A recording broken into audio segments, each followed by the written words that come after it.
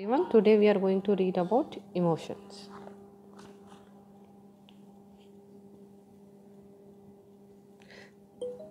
In emotions, we will see definition, meaning, physiological changes during an emotion, types of emotion, that is varieties of emotions, and the nurse and control of emotion. That means as a nurse, what nurse's role in controlling emotion of herself and the patient. Definition. Emotion is defined as a subjective response that is usually accompanied by physiological change and is associated with a change in the behavior. So, emotion is a strong feeling.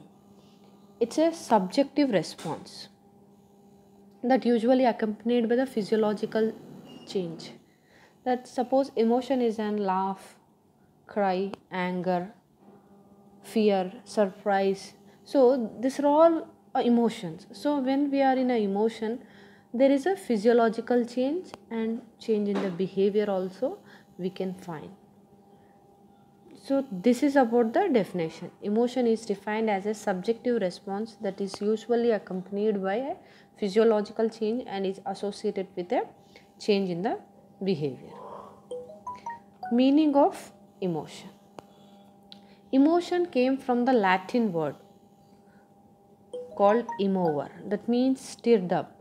That means stirred up means strong feeling or desire of something. So that is emotion. So lots of emotion we can see here: anger, fear, surprise, joy, grief, love, affection, hope, anticipation, acceptance, and jealousy, disappointment. So these are all comes under emotions. So emotions are usually aroused by external stimuli, and emotional expression is directed towards the stimulus in the environment that arouses it. So what is the difference between emotion and motive? Motives are different. On the other hand, motives are like hunger, thirst and fatigues. These are motives. So these will be aroused by internal stimuli and are directed towards the certain objects in the environment, like food, water, what we want internally. But whenever we get anger, whenever we get fear, that is an external factor, through external factors, external stimulus. So this is the meaning of emotion and motive.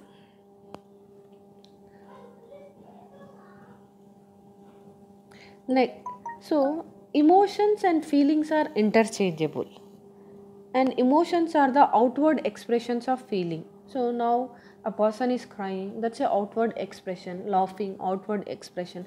So emotions is a disturbed and glandular and muscular activity. So here definitely when the person is in emotion, their glandular and muscular activity will be disturbed.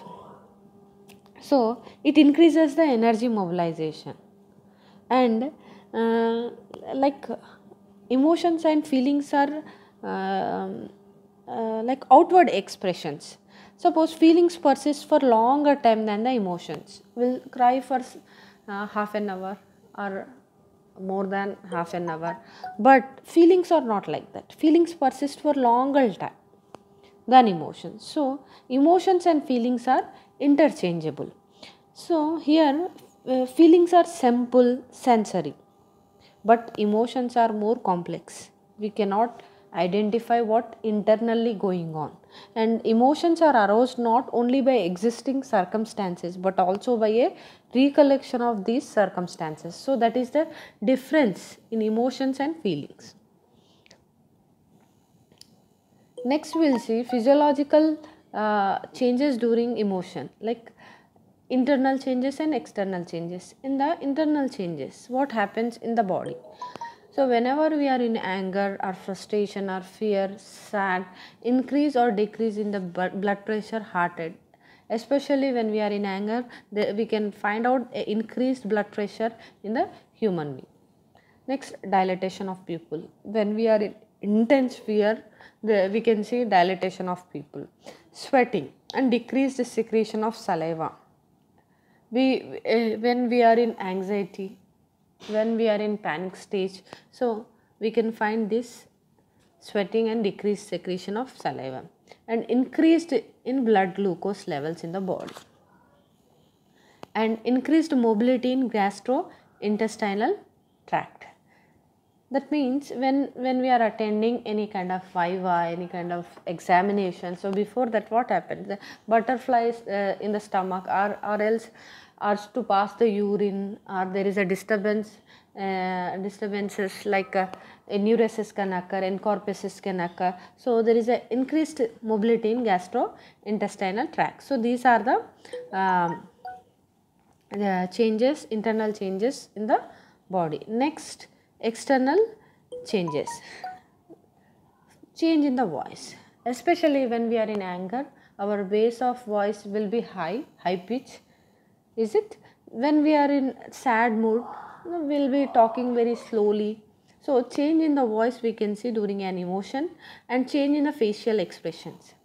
Definitely there will be a change in facial expression when by watching face only we can identify the person, what is his anger or sad, if he is laughing or he is in a good mood. So that, by seeing his facial expression we can identify how he is feeling. So change in the facial expression. And sweating in the intense fear, if is sweat also external factor, external change we can see. Next, change in the body language. Body language is very much important, that this is a means of communication through body movement, such as not only facial expressions, postures, gestures. It is called a language because of all this movement. Body language, body movement will send a message to another person. If along with anything that is not said verbally, but through body language we'll come to know that the person is not happy. Much body language is universal, like leaning towards another person, that means he is very tired, or he love other person, or throwing or shaking one shoe or sandal on another person, that means it is sign of extreme disgust, he don't like. And suppose smiling, he is smiling towards another person, that means pleasantness. So spitting at another person means it also give a sense of disgust. So body language is very much important. Through this will come to know the person in which emotion he is. So this role as a nurse, you should know this factor, so that we can know the person or patient in which mood he is. So next we will see varieties of emotion. So here positive emotion and negative emotion. So first we will see negative emotion. So negative emotions sap your energy and undermine your effectiveness. In the negative emotional state, you find the lack of desire to do anything. So when we are in this kind of emotion, lack of desire, we can't do anything, we'll be sad. So sad is a emotion, negative emotion. So suppose a person in a sad, so he has lack of desire to watch movie, he want to do nothing.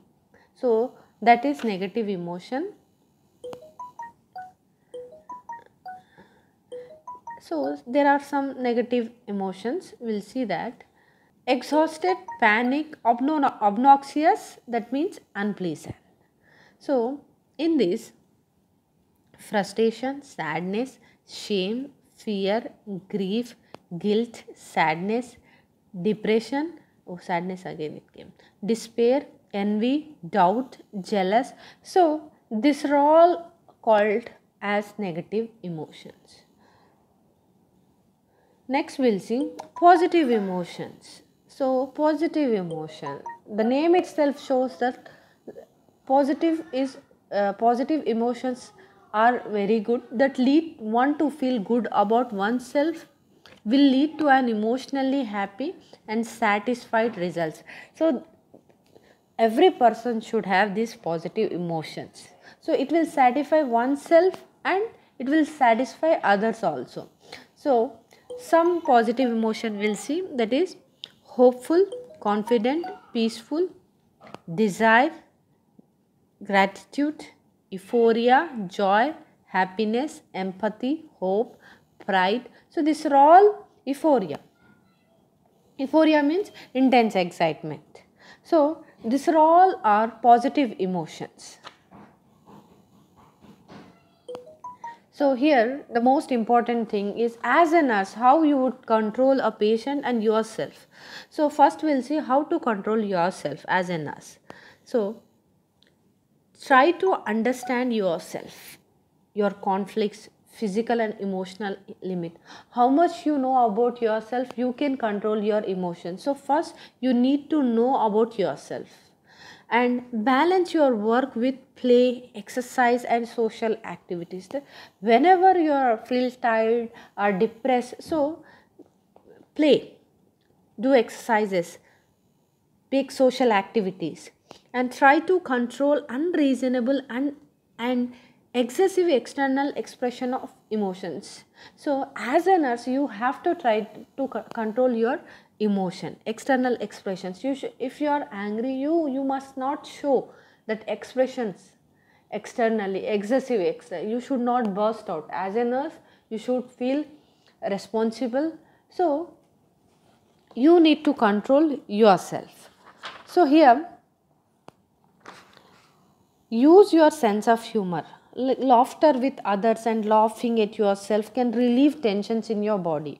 And learn as much as you can about the causes and physical reactions of emotions. Then only you will come to know that how to control this emotion, and practice relaxation by meditation, listening music, and plan what will change your mind positive. Listen to music, like reading, dancing, or do any sports. Use your sense of humor, that means that's very important. And a desirable philosophy of life will enable you to avoid mental conflicts and emotional tensions. So you need to practice yourself to control as much as you can. You have to control yourself. So these are the nurse's responsibility, where you have to first you need to understand yourself, then you can help the patient. So here we'll go to the patient. Help the patient feel welcome and at ease. So here give a warm welcome to the patient. Let him feel that he is an important guest. Let not the patient know you are feeling. Suppose if you are feeling stressed or overburdened, like due to the work, so let not the patient know you are feeling. If any frustration due to the heavy workload or negative feelings towards the patient, so that may could take you to a awkward position. So your top priority at the beginning of a patient's relationship is to provide a pleasant and relaxed atmosphere. So that is first one. Next is the understand his negative emotion. Like normally the patient are less self-controlled than the nurses, because nurses know what is emotion, how to control that, but they are less self-controlled. They are tense, they are irritable and unbalanced. So therefore the nurse has to be very patient, mature and balanced in her behavior towards the patient. Next, promote positive feelings.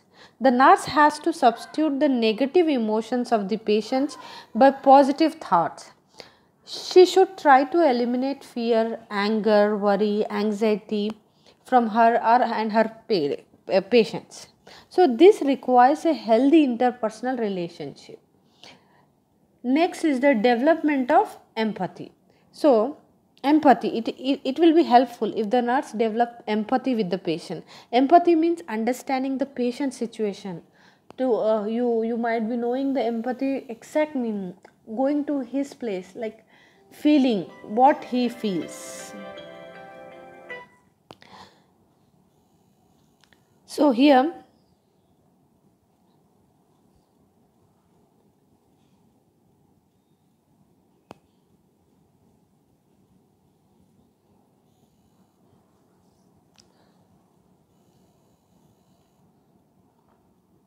So with proper understanding, you will be able to accept the patients as an individual.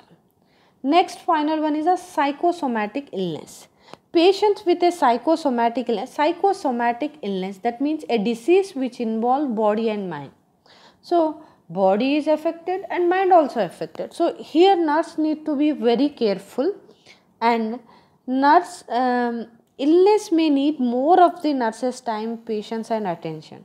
So it is easy for the nurse to get impatient with such a patient. So such patient needs help to relax, and the nurse must arrange professional counseling for such patients when it is required. So this is about the nurse and her patient, how to control emotions. So this is about the emotions, meaning, definition we have seen, what are all the changes during an emotion, physiological changes, and variety of emotions we have seen, nurse and how to control the emotions in herself and the patient. If you have